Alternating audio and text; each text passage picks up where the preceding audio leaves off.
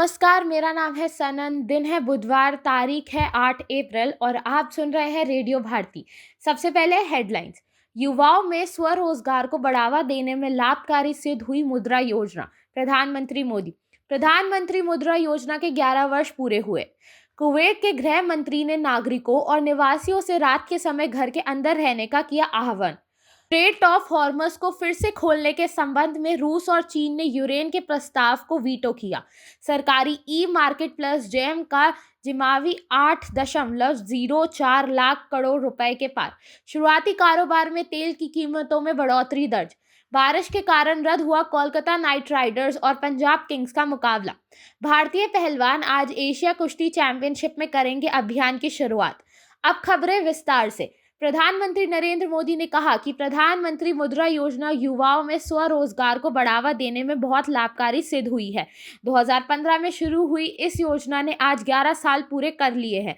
Social media post में प्रधानमंत्री मोदी ने कहा कि इस योजना की सफलता ने यह साबित कर दिया है कि जब लोगों को सही अवसर मिलता है तो वे आत्मनिर्भर बन सकते हैं और राष्ट्र की प्रगति में महत्वपूर्ण योगदान भी दे सकते हैं। प्रधानमंत्री मुद्रा योजना पीएमएसवी ने आज 11 वर्ष पूरे हो गए हैं। ये योजना 8 अप्रैल 2015 को शुरू हो गई थी। ये केंद्र सरकार का प्रमुख कार्यक्रम है जिसका उद्देश्य वित्त पोषित ना हो रहे सक्षम उद्यमियों और छोटे व्यवसायों को वित्त पोषण प्रदान करना है। गिरवी रखने की बाध्यता को समाप्त करके और पहुंच को सरल बनाकर मुद्रा योजना ने जमीनी स्तर पर उद्यमिता के एक नए युग की नींव रखी है।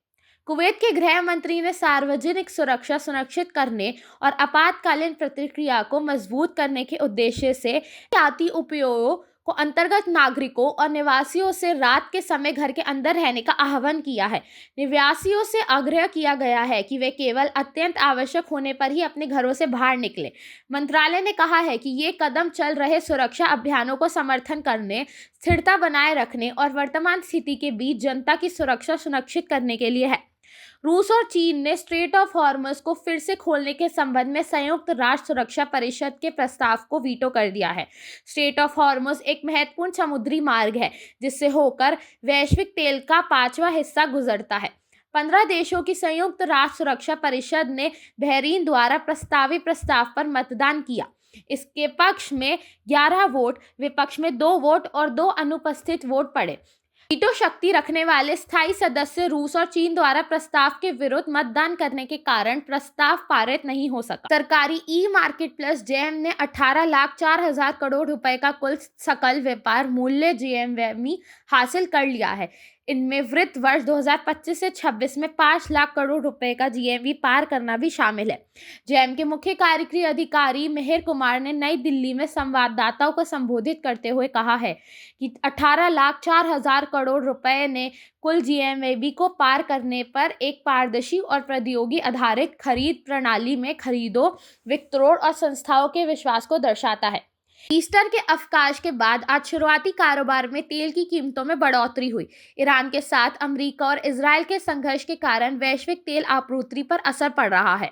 ब्रेंट क्रूड की कीमत करीब 2.2% बढ़कर $111.43 प्रति बैरल हो गई है। वहीं अमेरिकी क्रूड की कीमत 2.7% बढ़कर $114.57 प्रति बैरल पर पहुंच गई है। आईपीएल क्रिकेट में कोलकाता के ईडन गार्डन्स में कल रात कोलकाता नाइट राइडर्स और पंजाब किंग्स के बीच का मैच बारिश के कारण रद्द हो गया। कोलकाता नाइट राइडर्स ने टॉस जीतकर पहले बल्लेबाजी करने का फैसला लिया था। अब हम आपसे लेते हैं अलविदा इस वादे के साथ कि आप बने रहेंगे रेडियो भारती के साथ। धन्यवाद।